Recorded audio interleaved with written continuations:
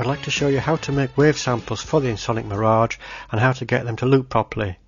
The first part of this demonstration shows how to make and prepare wave samples to fit into the Mirage, and part 2 on how to get them into the Mirage and how to edit them.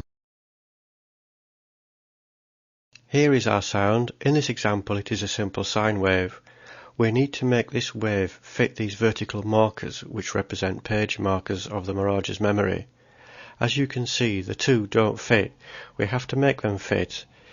The trick is to match the frequency of our waveform with the sampling rate. This is what we must do. Our sine wave now fits precisely with one cycle per page of 256 samples. We can then define the loop start page.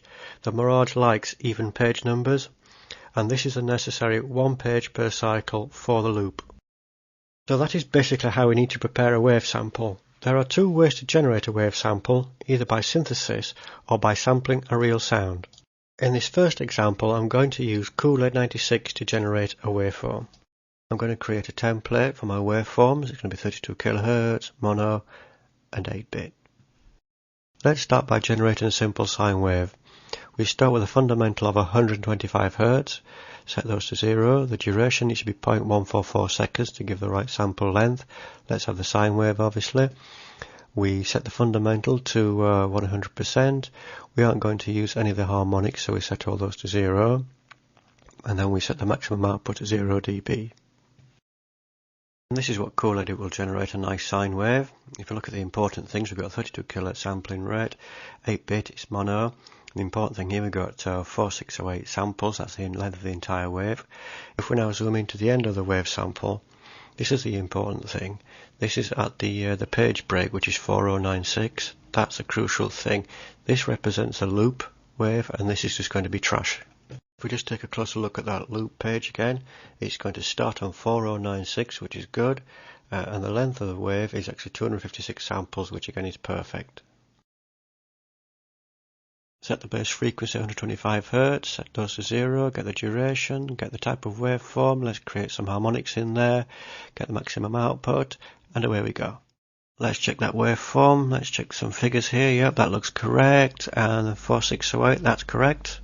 Let's check that page break, so end of the waveform, yep, and let's check the start page of the loop, there we go, and it's 4096, that's correct. Let's check in our loop cycle. So here we go, that's our loop, it starts there, ends there, it's 256 samples long, which is correct, and that's going to be the end of sample marker, and that's going to be trash. Let's add something a little bit strange to the beginning of this sample to spice it up a little bit. Here's a splat sound I prepared earlier on, it's 8-bit mono, and it's short enough to fit in before the loop page. Using mix paste in Kool-Aid, we can actually now mix the two waveforms together. Here is a splat sound now blended with the sawtooth waveform, and here is the original sawtooth waveform. Fitting real sounds into the Mirage can be quite tricky, and there are a number of ways to do this. I'm just going to show you one method. I'm using that simple sine wave from earlier. Using your computer, play the tone into your guitar tuner and note the reading. Then tune your instrument to this reading. I then played a few B notes on my guitar using the same sampling settings as before, and I'm just going to use this section for our wave sample.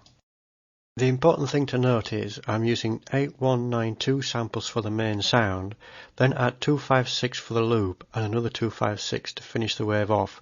That is why my wave sample is 8704 samples in length. Here is the detail. First check we're at the wave end, our loop start is at 8192. And our wave fits one page of 256 samples exactly. Trying to program the Mirage using these front panel buttons is possible, but not really practical. Everything is in hex, and it all gets very confusing very quickly. Get yourself a computer-based editor, as Ensoniq provided all the functionality needed over MIDI. I use MirageEd, which is freely available over the internet. The Mirage must be booted up with a Mesos operating system which provides full control of the various functions over MIDI. When first using MirageEd, you need to select your MIDI ports. Do this through the Setup menu. MirageHead has not yet spoken to the Mirage. To confirm this, click on the keyboard image to open the window. This is empty, showing data not received. Do the same with the memory map. click on the image. The space shows how the memory is used, again blank. We get this data by clicking these two buttons. Now when we click the keyboard image, the keys have been assigned samples. Same too with the memory map. These are the default settings. We can now upload the wave sample to the Mirage. We do this using the send to Mirage command. Find and select the wave sample. This tells you some information about the wave sample. Selecting which of the Mirage's wave sample locations this wave is to be loaded, and send. Watch the Mirage's display, which should flicker. Once settled, the sample should be loaded.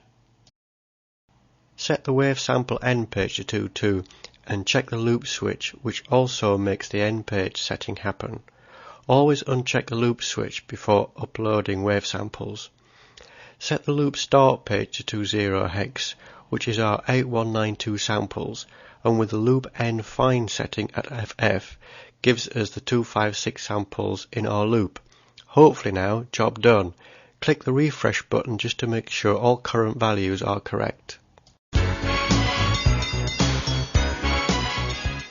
Sometimes, even when everything should be good, it's not. We get that infernal looping click. Here is our sine wave as played by the Mirage, and it clicks in the loop. Under a microscope I discovered the Mirage's looping process sometimes adds a glitch that looks something like this. One solution is to adjust the wave sample so the glitch gets buried in some part of the waveform as shown here, but this needs to be done earlier in the wave sample preparation process. Or sometimes this glitch can be removed by shifting the wave sample a few bytes. Mesos provides for this, and so does MirageEd. From the wave sample rotate command, choose or rather guess which way to shift the wave sample. Click the button, the Mirage pauses a second, and then use these buttons to set how many bytes to shift by. The Mirage will display the current setting, usually 2 or 3 bytes will do. Then do it. Sometimes this works, sometimes not. It's all trial and error.